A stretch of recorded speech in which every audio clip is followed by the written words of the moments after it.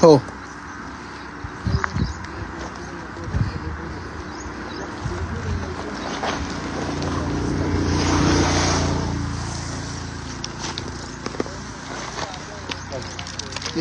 हो.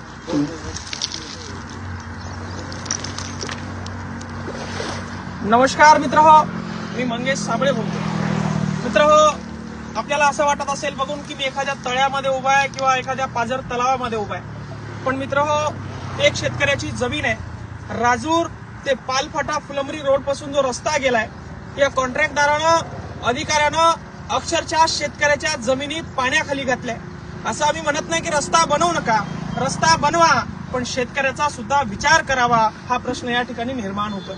आपण बघू शकता की शेतकऱ्याचा पेरणीचा सीझन आहे, पेरणी शेतकऱ्यांची झालेली आहे, मात्र काही शेतकऱ्यांचं जमीन या ठिकाणी पाण्याखाली गेलेलं आहे. आणि अधिकाऱ्यांना फोन केला असता, अधिकाऱ्यांना जाब विचारला असता, या ठिकाणी एकही प्रश्नाचं उत्तर ते द्यायला तयार नाही. आमचं रोडचं काम होतं, आम्ही रोड पूर्ण केलेलं आहे, अशा भाषेमध्ये ते उत्तर द्यायला लागलेत. मायबापो, शेतकऱ्याने वावरात पेरलं तर त्याला पोटाला खायला भेटतं, नव्हे तर देशाला अन्न पुरवणारा शेतकरी आहे. या शेतकरी राजानं या वावरामध्ये अद्रक पेरलं, अद्रक उगवेल, आपल्या पोराला आपण शिक्षण देऊ, आपल्या घराचं आपण कर्ज फेडू, आपलं घर बांधू, या आशानं या शेतकऱ्यानं या ठिकाणी या वावरामध्ये अद्रक लावलं.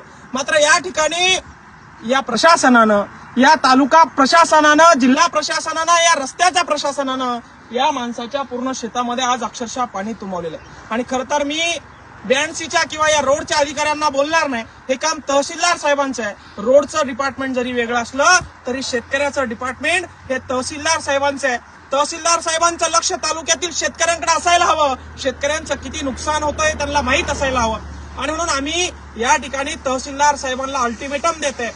वारंवार निवेदन देऊन देखील त्यांनी याच्याकडे दुर्लक्ष केलेलं आहे. शेतकऱ्याच्या बाजूने उभा राहायला कोणी तयार नाही, शेतकऱ्याची बाजू घ्यायला कोणी तयार नाही, आणि म्हणून वारंवार शेतकऱ्यावर अन्याय होतो.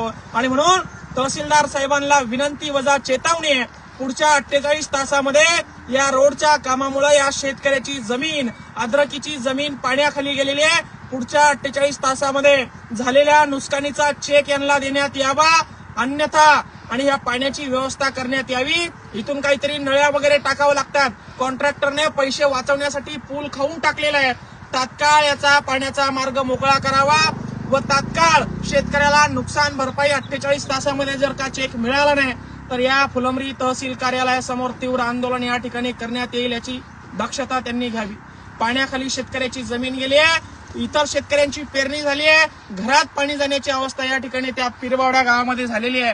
तरी सुद्धा हे रोडचे कॉन्ट्रॅक्टर लोक आपण आदिलशाही निजामशाही मार्गाने काम करत आहोत अशा पद्धतीने निर्दयीपणे शेतकऱ्याच्या वावरातून या ठिकाणी रोड काढत आहे, मात्र त्यांना पाणी जाण्यासाठी मार्ग मोकळा करून देत नाही. ही खूप मोठी समस्या आहे. मी सन्माननीय तहसीलदार साहेब फुलंब्री यांना विनंती करतो, पुढच्या 48 तासामध्ये या पाण्याचा मार्ग मोकळा करावा व झालेल्या शेतकऱ्याच्या नुकसानीचा चेक त्यांना देण्यात यावा, अन्यथा आपल्या कार्यालयासमोर निवेदनं दिलेले आहे, आपल्या कार्यालयासमोर तीव्र आंदोलन करण्यात येईल. जय जवान, जय किसान.